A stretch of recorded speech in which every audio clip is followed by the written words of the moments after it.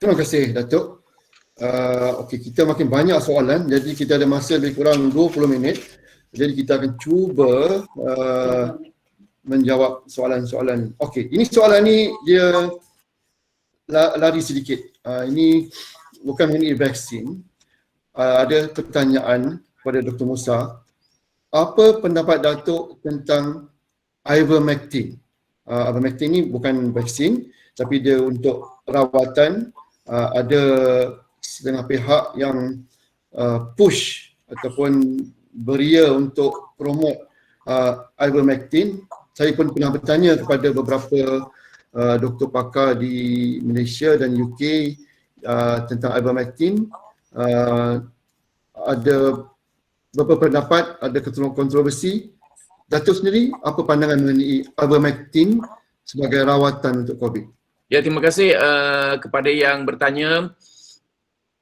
Ivermectin ini dipelopori oleh ada 4 organisasi di Malaysia, termasuk Kesatuan Pengguna Islam Malaysia. Satu lagi ialah COVID Center of Research. Saya tak tahu apa research yang dia buat, tetapi dia banyak menulis. Tetapi perkara-perkara yang dia menulis merupakan teori-teori konspirasi, banyak tidak berasaskan kepada hujah. Mereka tanya saya 19 soalan, kesemuanya saya jawab. Semuanya saya jawab. Ini early in February. Dan mungkin sebulan yang lepas mereka menimbulkan ivermectin. Ya, mereka ni dulu yang timbulkan tentang hydrochloroquine kan. Suruh guna hydrochloroquine. WHO, Badan Kesihatan Dunia telah buat solidarity trial yang menunjukkan bahawa hydroxychloroquine ini tidak berkesan dalam COVID, penyakit COVID. Sekarang mereka timbulkan ivermectin. Saya dah jawab dalam 3-4 karangan untuk mematahkan hujah mereka. Pertama, kalau kita lihat semua kajian-kajian adalah kajian yang kecil. Kajian yang tidak dalam istilah saintifiknya randomized control trial. Maknanya golongan A ambil ivermectin. Golongan B tak ambil ivermectin. Kita tak tahu mana yang ambil, mana yang tak ambil. Dan kita lihat dia punya outcome. The trials were not randomized, right? Very poorly controlled trial. Kajian-kajian yang tidak memuaskan. Ini bukan cakap saya. Ini merupakan cakap daripada the National Institute of Health, daripada CDC, right? Center of Disease Control di Amerika Syarikat, di Australia, di United Kingdom, dan juga oleh the World Health Organization. Ya, jadi mereka mengsyorkan kepada mereka yang percaya kepada ivermectin, buat trial yang besar, yang berkualiti. Tak ada. Tetapi ada baru ini satu kajian yang menunjukkan randomized control trial yang menunjukkan apabila A diberi ivermectin, golongan B tak diberi apa-apa, tak berkesan langsung, zero effect. Jadi the FDA telah mengeluarkan kenyataan mengatakan bahawa randomized control trial ini tidak menunjukkan keberkesanan ivermectin. Ivermectin tidak boleh digunakan except in a context of a clinical trial. Ivermectin ini hanya boleh digunakan untuk membunuh parasite di dalam binatang. Ia bahaya untuk digunakan di dalam manusia dan tidak dibenarkan. Dan Kementerian Kesihatan Malaysia juga telah mengeluarkan kenyataan yang sama, tidak membenarkan penggunaan ivermectin untuk COVID. Ya, jadi saya rasa itu setakat situasinya dengan ivermectin. Maknanya tidak berkesan. Mereka harus melakukan ujian yang lebih besar dan berkualiti untuk menunjukkan the effectiveness of ivermectin jika ada. Wallahu alam. Okey, terima kasih. Rasanya cukup jelas. Ada beberapa soalan yang saya kira tidak begitu rumit yang boleh kita selesaikan dalam masa beberapa minit. Datuk, soalannya asma dan alergi yang tinggi. Mungkin tadi Datuk dah sentuh sedikit tapi nak bagi jelas pada ibu ni, anak dia ataupun dia mungkin ada asma dan strong allergy. Boleh tak ambil vaksin? The short answer is yes. Hanya nak ingatkan kepada ibu tadi, kalau asma itu asma yang teruk, ya, asma yang kira bukan sedikit, tetapi severe asthma, risiko untuk mati bila kena COVID amat tinggi. 6 kali ganda. So tu pentingnya anak puan mengambil vaksin COVID. Tetapi anak puan mesti di Malaysia lebih daripada 18 tahun. Walaupun kajian di Amerika Syarikat menunjukkan bahawa vaksin Pfizer boleh digunakan daripada 12 tahun ke atas, tetapi masih belum dibenarkan oleh NPRA, Regulatory Agency di Malaysia, untuk kanak-kanak di bawah 18 tahun. Wallahualam.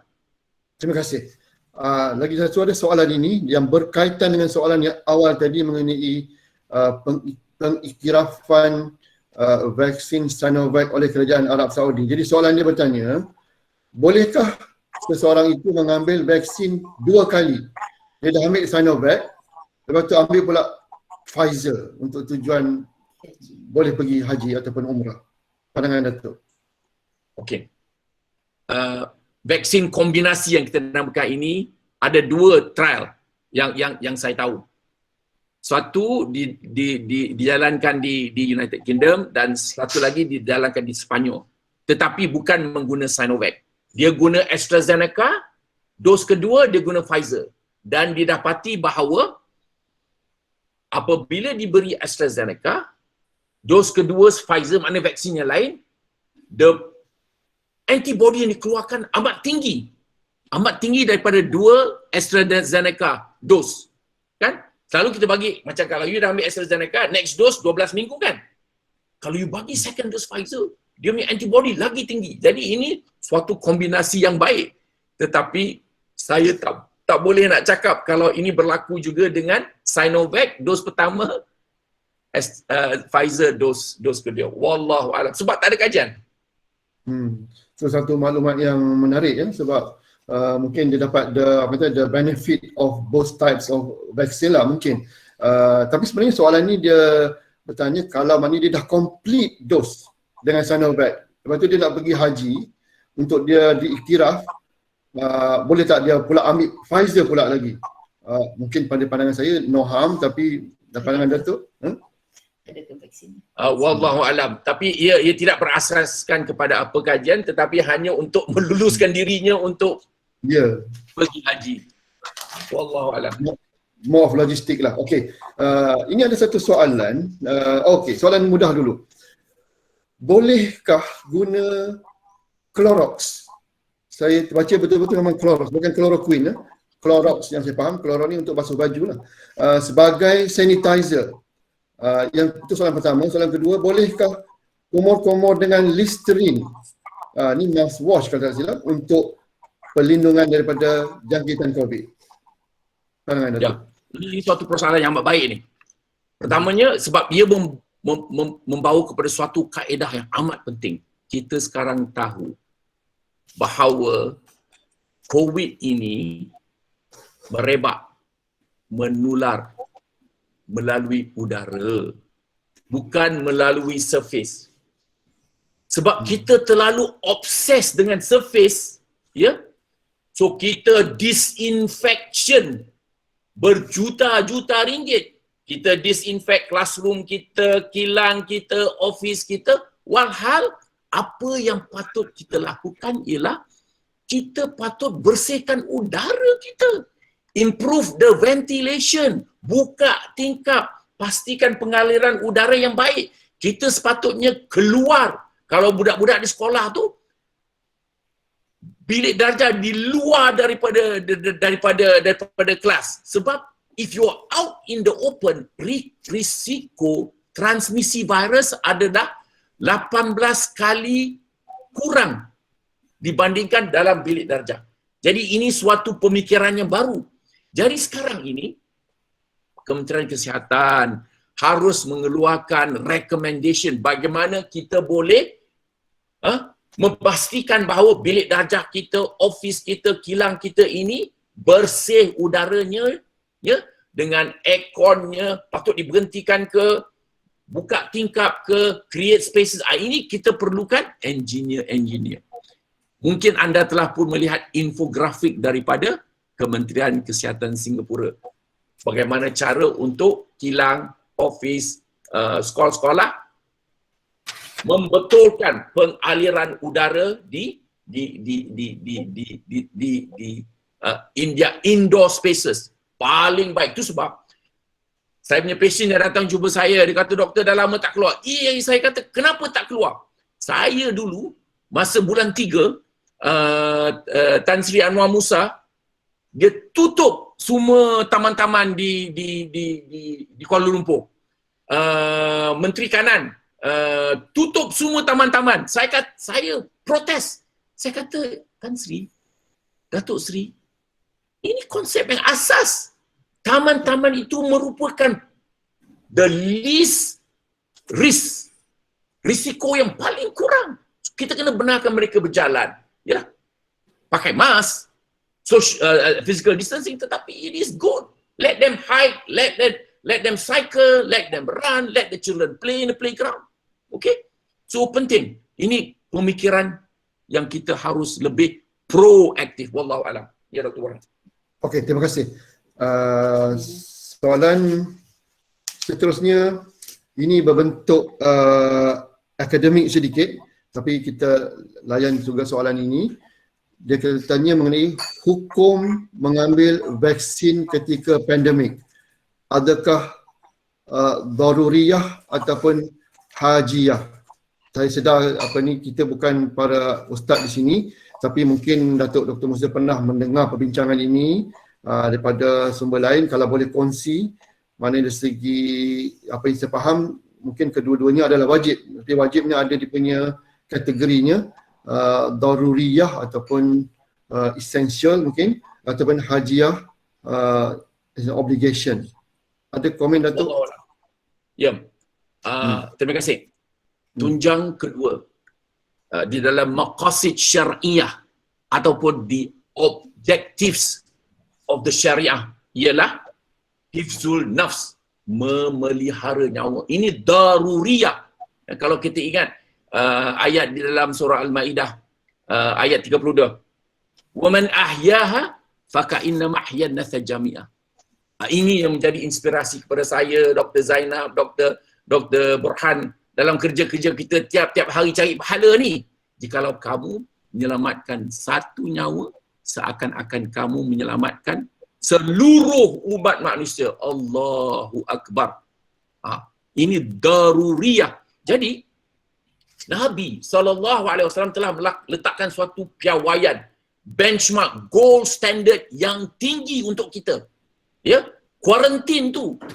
Kan Nabi kata, hadis diriwayatkan oleh, hadis sahih diriwayatkan oleh Abdul Rahman bin Auf Al-Mubashirun, satu daripada 10 sahabat-sahabat Nabi yang dijanjikan syurga. Ya, jikalau ada wabak di situ, jangan masuk. Kalau kamu berada di situ, jangan keluar. Ini konsep al-wiqayatu khairum minal ilaj. Prevention is better than cure. Pencegahan itu lebih baik daripada pengubatan. And that's why vaksin kan penting. Ia mencegah, bukan mengubat. Ya. Dan juga ia bersandarkan kepada suatu usul fiqh, a principle of fiqh, sadduz zara'iq. Usul fiqh kan menutup pintu-pintu kerosakan, to close the doors of destruction. Dan alhamdulillah sahibus samahah kita, ya, mufti agama, menteri agama telah pun mengeluarkan fatwa hukum penggunaan vaksin COVID adalah harus dan ia wajib diambil oleh golongan yang berisiko tinggi yang ditentukan oleh kerajaan. Jadi jelas kan ini suatu yang daruri. Ya, wallahu a'lam. Terima kasih. Jelas saya rasa. Berbalik kepada persoalan vaksin lagi semula. Berapa lama vaksin ini boleh bertahan di dalam tubuh badan? Perlukah diadakan ujian untuk check the level of antibodies untuk tahu sama ada vaksin itu berkesan ataupun tidak? Silakan Datuk. Actually the honest answer is kita tak tahu. Tetapi ramai saintis-saintis yang saya ikuti perbincangan mereka mengatakan paling kurang pun 1 tahun. Ya, sebab mereka dapati bahawa orang yang kena COVID ini, ya, naturally dia ikuti sampai setahun masih lagi ada antibody. Ini di Amerika Syarikat. So maknanya the antibody is still in the system for 1 year. And tambah pula bila you guna vaksin, ia lebih kuat mengeluarkan antibody. Bukan hanya ia mengeluarkan antibody, tetapi ia juga mengeluarkan T-cell. T-cell ini adalah sel-sel memory, peringatan. Jadi memperingatkan kita. Jadi insya-Allah saya rasa kalau saya boleh berubus, at least 1 year. Kita harap begitulah. Mungkin kita perlukan booster, tetapi at this point in time, insya-Allah tidak memerlukannya. Hanya mungkin saya perlu berterus terang mengatakan bahawa mereka yang ambil vaksin Sinopharm daripada China tu, ya, banyak digunakan di UAE, United Arab Emirates. Mereka memerlukan dos yang ketiga selepas 6 bulan dos yang kedua kerana level antibody dah menurun. Tetapi yang guna kaedah yang baru ni, yang guna mRNA, ya, Pfizer, Moderna, AstraZeneca, the antibodies are very high, alhamdulillah. Wallahu a'lam. Burhan. Ya, terima kasih. Kita sudah sampai penghujung. Jadi sebelum saya tanya dua soalan terakhir ni, Dr. Musa ada YouTube channel ataupun blog ataupun Facebook kalau untuk follow seterusnya? Kalau ada pendengar ingin saya anak-anak saya yang buatkan ni. Saya tak reti main main social media. Anak saya jaga Instagram saya, jaga Facebook saya. Tetapi semua tulisan saya ada, you boleh lihat di Dr. Dr. Musanordin, drmusanordin.com. Banyak tulisan saya di sana. Semua YouTube yang anak-anak saya buat semua ada di sana, insya-Allah. So you boleh refer. Sebab saya banyak menulis kan, at least every week I do at least 3 tulisan tiap-tiap minggu supaya saya boleh menerangkan perkara-perkara yang terkini. Yang terkini saya terangkan ialah bagaimana kita boleh keluar daripada pandemik. Dan kedua lagi, bagaimana kalau you dah kena COVID, you hanya perlukan 1 vaksin Pfizer saja. Ini semua benda-benda yang baru. Saya harap diambil. Kenapa saya nak cetuskan ini? Supaya Jawatan Kuasa Jaminan Akses Vaksin dia fikir, expert-expert dia fikir, sebab can you imagine kalau instead of kalau you dah kena COVID, you ambil 1 Pfizer, you boleh save 500,000 vaksin, 500,000 vaksin. You boleh gunakan untuk orang lain kan? Sebab sekarang ni supply kita very very low kan. Dan juga macam Borhan dan Zainab buat di UK, dulu masa dia mula-mula, you bagi AstraZeneca 1, next dose 12 minggu. Pfizer pun kalau you bagi sekarang, tak payah bagi 3 minggu, you bagi 6 minggu. In fact, you bagi 6 minggu, antibody you lagi tinggi. Jadi kita boleh delaykan sikit supaya lebih ramai orang boleh kita bagi vaksin, so boleh sampai kepada imuniti kelompok lebih awal sambil kita nak menunggukan supply yang baru datang. Wallahualam. Thank you. Okey, ini ada satu soalan daripada Puan atau Cik Rosiana Mangkana. Saya cuba nak fahamkan soalan ni. Dia kata saya ada anak berumur 5 tahun yang mengidap kanser limfoma.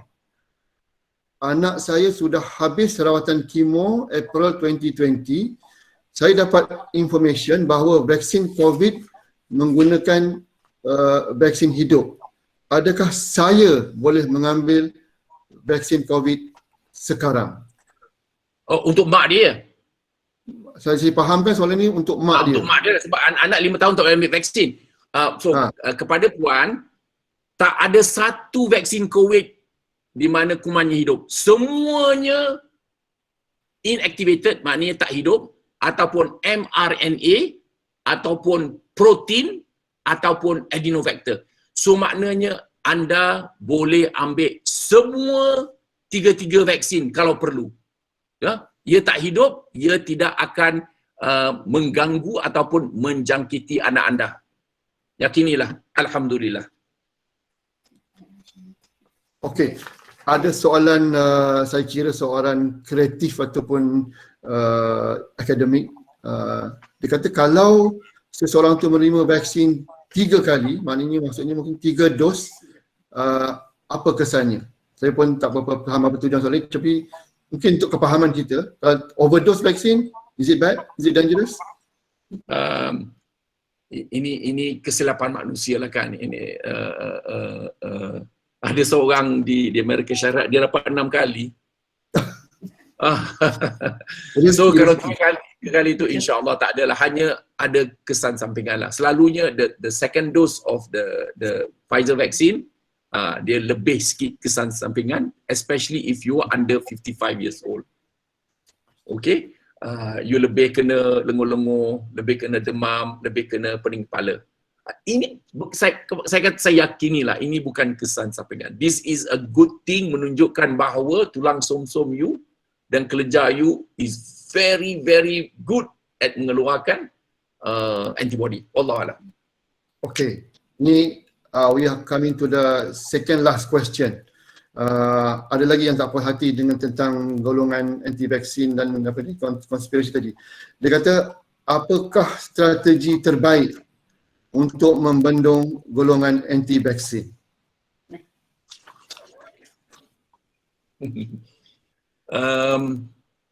Macam ni kat Malaysia, Kementerian Kesihatan buat survey.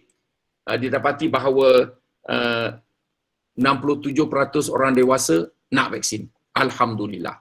Tetapi 17% was-was, 16% menolak. Saya dengan usaha-usaha yang saya buat, yang Dr. Zainab buat, yang YB buat, yang semua di Kementerian Penerangan di Sabah buat, kita we address that 17% tu kan, yang masih lagi was-was, on the fence. InsyaAllah kita yakin kita boleh win them over, terutama if you are a doctor. If you are a doctor, if you are a nurse, if you are a healthcare provider, you are ambulance driver, and then you jumpa dengan member, you kata, hey, I bawa ambulance, no, I dapat vaksin, now I'm protected, man. Kalau doktor, kalau dia datang ke klinik saya, dia dengar, doktor nak vaksin, of course I dah ambil vaksin, so now I am protected. So, and not only that, I will not pass the germs to you. So, bila kita berhujah, bercakap, kita merupakan suatu golongan yang amat dihormati. Macam cikgu lah. Saya ni sampai hari ni kan, hormat dengan cikgu. Panggil cikgu sir lagi. Ya? So, kalau doktor-doktor, nurses, physiotherapists, ambulance driver, all those in the health industry, teguh, insyaAllah kita boleh. And saya telah anjurkan kepada YB yang ahli parlimen, yang ahli Dewan Undang Negeri, you are also trusted by your ahli-ahli kawasan. Kalau you pergi, I suruh dia pergi kepada kawasan you register, daftar mereka. Wah, mereka percaya you. Tambah pula, bila time untuk dia nak ambil vaksin, you bawa you punya boys, Kita bawa dia pergi ke pusat vaksin. Masya Allah. Your GE15, man, you confident lah. So ini penting saya rasa. Penting. Sebagai macam mana kita register untuk cula ke apa kan, untuk pengundi, macam mana kita bawa kepada pusat undi, macam itulah kita buat untuk vaksin. InsyaAllah. Kalau ahli parlimen buat, ahli undangan negeri buat, settle. So these are banyak kaedah-kaedah yang kita boleh gunakan. Saya terutamanya kepada doktor saya peringatkan. Itu sebab saya bila doktor yang ustaz yang Kedah tu buat macam tu saya marah betul. Sebab very dangerous. Orang percaya dia. Itu sebab semua doktor yang anti vaksin saya challenge dia. Saya jawab YouTube. Saya actually malas tengok YouTube sebenarnya. Tetapi bila anak saya bagi saya YouTube, saya jawab. Yang Dr. Roland dekat KL, yang ustaz tu di Kedah, yang seorang lagi di forum Quran tahu dia kata anti vaksin. Kalau you tengok saya punya website tu drmusanaudin.com, I challenge him. Sebab these are very dangerous. People listen to them, they are doctors. So and they are ustaz. So kita kena bendungkan. Wallahu a'lam. Okey, sekarang kita dah sampai ke penghujung. Jadi selepas ini saya akan minta Dr. Musa bagi final word, dan lepas itu minta YB, Dato' Haji Muhammad Arifin yang saya lihat begitu tekun dan khusyuk mendengar dari awal sampai akhir, minta juga a few kata-kata penutup daripada YB untuk orang dan sanak kita, kawan-kawan kita di Sabah.